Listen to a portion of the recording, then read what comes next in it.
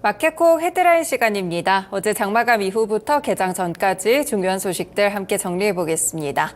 네, 첫 번째 소식입니다. 미국 최대 자동차 업체 제너럴모터스의 메리 바라 회장이 오늘 방한을 한다고 하는데요. 방한에서 국내 배터리 업계들을 만난다고 합니다. 바라 회장은 서울에서 김동명 LG에너지솔루션 사장과 최윤도 삼성 SDI 사장을 각각 만나게 되는데요. 바라 회장이 한국을 공식 방문하는 것은 2016년 회장 취임 이후 처음이라고 합니다.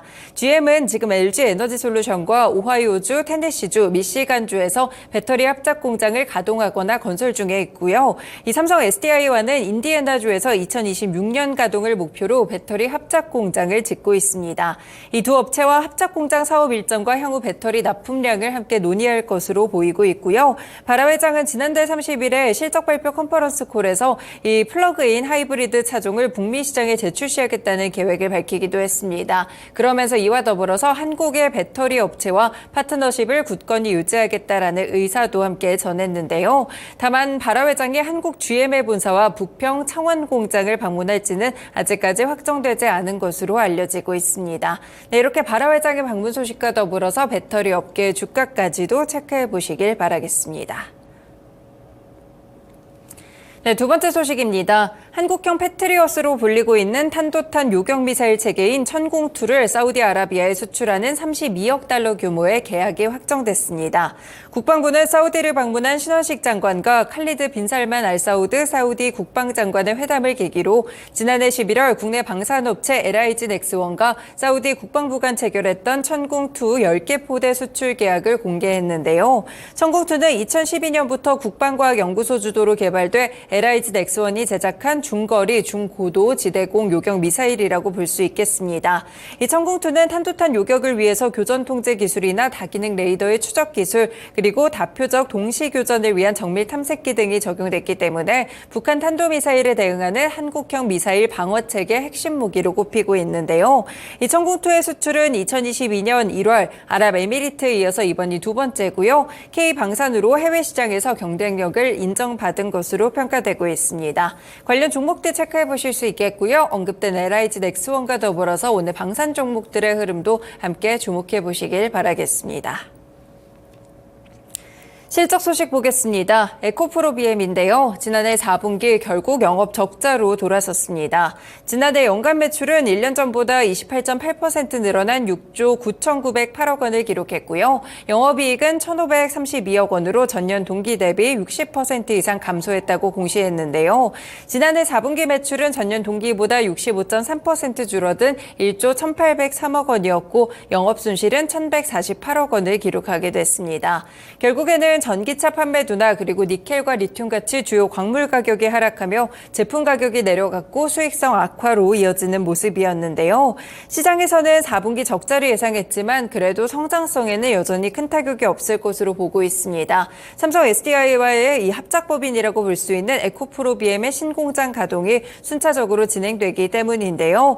일단 에코프로비엠 오늘 이 실적과 관련된 설명회가 진행될 예정입니다. 이번 실적 설명회부터의 특징은 이 기관이나 애널리스트 대상만 하지 않고 언론과 투자자들에게도 공개한다는 점에서 오늘장 뉴스가 좀 계속 나올 수가 있겠는데요. 에코프로비엠 어제장 실적 발표가 있었고 오늘장 컨퍼런스 콜 참고해 보시면서 어떤 내용들을 이용해 볼지 살펴보시면 될 것 같습니다. 관련 종목으로 2차전지 쪽 체크해 드리고요. 에코프로 그룹주들 살펴보실 수 있겠죠. 에코프로, 에코프로 머티리얼즈, 에코프로 BM까지 함께 확인해 보시길 바라겠습니다. 네, 다음은 위메이드와 관련된 소식인데요. 위메이드가 지난해 연결 기준으로 영업 손실이 1,126억 원으로 전년과 비교해 적자폭이 증가한 것으로 집계가 됐습니다. 매출액은 6,072억 원으로 전년 대비 31% 증가했고 순손실은 2,096억 원으로 전년도 대비 적자폭이 확대됐는데요. 이 4분기 영업 손실은 708억 원으로 전년 동기와 비교했을 때 적자폭이 늘어났습니다. 2분기 매출과 순손실이 각각 1,184억 원, 1,890억 396억 원이 나왔는데요. 네, 일단 매출 자체는 나이트크로우의 국내 출시 성과 그리고 미르의 지식재산 이 라이선스 계약금 1,000억 원의 반영 영향으로 전년 대비 증가했지만 매출의 연동 비용과 사업 확장에 따른 인건비가 늘면서 영업이익이 감소했다라고 밝혔습니다.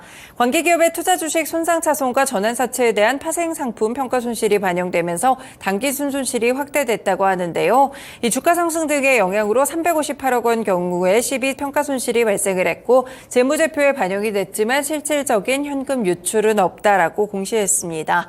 일단 오늘 역시나 위메이드도 실적 발표를 통해서 구체적인 지난해 경영 실적과 더불어서 올해 계획을 공개할 예정이니까요. 체크해 보시면 될 것 같습니다. 네, 다만 어제 실적이 좀 안 좋았기 때문에 위메이드 그룹주 시간화에서 하락했는데요. 위메이드 맥스, 위메이드 플레이까지 함께 살펴보시길 바라겠습니다.